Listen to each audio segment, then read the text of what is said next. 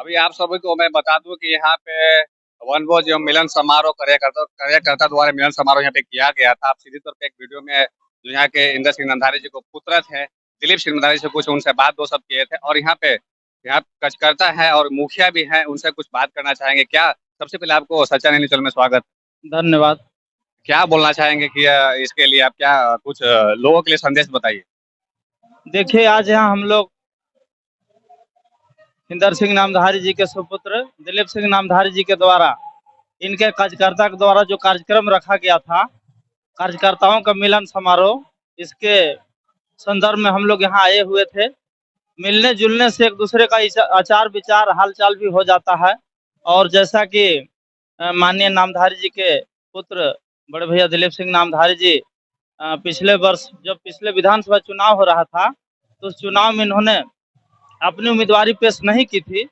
तो अभी जैसा कि पूरे डाल्टनगंज 76 विधानसभा में जैसा माहौल बन चुका है, सब लोगों का डिमांड है कि पुनः नामधारी जी के सुपुत्र एक बार हम लोग के बीच में आए और हम लोग एक बार उन्हें मौका दें और डाल्टनगंज 76 विधानसभा का नेतृत्व करें और यहाँ का जन समस्या को विधानसभा में मजबूती के साथ उठाएं।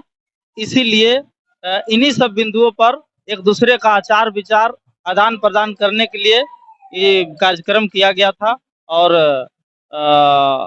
सभी लोग अपना अपना विचार रखे और आगे अब दिलीप सिंह नामधारी जी के ऊपर निर्भर करता है कि वो क्या करते हैं और जैसा कि उनका दिशा निर्देश होगा और जैसा वो करेंगे, हम लोग सब उनके साथ चलने का काम करेंगे। देखिए सीधी तौर पे सरकार का नाम है कि जब जनता अगर चाहेंगे तो उस प्रकार से जब दिलीप सिंह नंदारी जी है वो चुनाव लड़ सकते हैं। मैं सीधी तौर पर बता दूं कि किसी पार्टी से अभी वो नहीं है, वो निर्दलीय पार्टी से है, किसी पार्टी में अभी वो नहीं शामिल हुए। आप सीधी तौर पे आपको बताते हैं। अच्छा, सबसे ये बताइए कि लोगों का समस्या है, कहीं कहीं भी आप देखते हैं सड़क जर्जर स्थिति में है, लोगों का जो समस्या वो दूर नहीं किया जा रहा है, इसके बारे में आप क्या बोलना चाहेंगे? देखिए, 2006 के बाद पूरे देहात में गांव जवार जिसको बोलते हैं, कहीं ग्रामीण क्षेत्र में कहीं एक टोकरी मिट्टी नहीं फेंका गया है।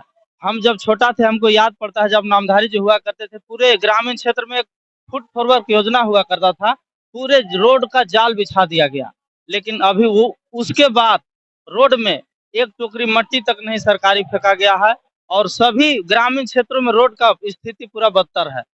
और समझ सकते हैं कि पब्लिक को कितना परेशानी हो रही है। तो हम समझते हैं कि इनसे जनता उम्मीद लगाए बैठे है कि जब इनका शासन था, जब यह विधानसभा के नेतृत्व कर रहे थे, तो सभी समस्याओं का निदान इन्होंने बहुत ही बेखूबी के साथ किया था। और लोगों का यह आशा और विश्वास है कि चूंकि दिलीप सिंह नामधारी जी इंदर सिंह नामधारी जी के सुपुत्र हैं, तो सभी का यह उम्मीद है कि उनके पद चिन्हों पर चलते हुए वो एक बार पुनः सभी जनता का समस्याओं का निदान करने में सक्षम होंगे। इसलिए उनकी ओर सभी लोगों ने उम्मीद और आशा के साथ टकटकी लगाए हुए हैं। और क्या बोलूं, बस समय का इंतजार है। मैं बता दूं कि लोगों को जब वोट करते अपने अधिकार को जानने के प्रयास करिए। जब भी आप वोटिंग करिए, जात पात से उठ करके वोटिंग करिए, जो भी आपको लगे कि वो विधायक अच्छा काम कर सकते हैं उसी को वोटिंग करिए, उसी को जिताइए, ताकि आपका जो विधानसभा क्षेत्र है हर गांव में, हर एक गांव में जो गरीब परिवार है उसको लाभ मिल सके। जिस प्रकार से जर्जर स्थिति में सड़क होता जा रहा है आप देखे होंगे, वो बन सके। बहुत सारे ऐसे मुद्दे हैं कि जो कि लोग बाहर में पलायन करते हैं, अपना मजदूरी करते हैं, उनको सही ढंग से काम भी नहीं मिल पा, रोजगार भी नहीं है लोगों में। अब सीधी तौर पे मैं बता दूं कि यहाँ पे दिलीप सिंह नंदारी जी, उनके पिताजी यहाँ पे इंदर सिंह नंदारी जी भी आए थे। वहाँ पे लगभग 25 वर्ष से अपना विधानसभा क्षेत्र में अपना विधायक रह चुके हैं, सांसद भी रह चुके हैं वो। आप जानते हैं, सभी लोग जानते हैं इनके बारे में। सर, जाते जाते आप क्या बोलना चाहेंगे और सभी को? देखिए, नामधारी जी जब तक वो राजनीति किए, जात पात के नाम पर राजनीति नहीं किए, धर्म के नाम पर राजनीति वो नहीं किए। और जैसा कि आप सबों को मालूम भी होगा, हम लोग भी जानते हैं, लोग भी जानते हैं कि जब उनका इस क्षेत्र का जब वो प्रतिनिधित्व कर रहे होते थे, तो उनके दरवाजे पर सभी लोगों को सम्मान मिलता था, चाहे वो हिंदू हो, मुसलमान हो, चाहे कोई भी जात हो। वो जात पात के राजनीति अभी तक नहीं किए। अगर वो जात पात का राजनीति करते तो उनका डाल्टनगंज विधानसभा में पंजाबियों की संख्या ही बहुत कम है। अल्पसंख्यक, वो अल्पसंख्यक कहे जाते हैं। मुश्किल से अगर 1,500-2,000 होगा। और उससे भी मजेदार बात और एक मैं आपको बता देना चाहता हूँ, वो चतरा लोकसभा से जब चुनाव जीतकर लोकसभा में गए, तो हम समझते कि चतरा में 100 पंजाबियों की संख्या भी नहीं है, लेकिन फिर भी उनको वहाँ की जनता ने लोकसभा में चुनकर भेजने का काम किया। धन्य वहाँ के जनता।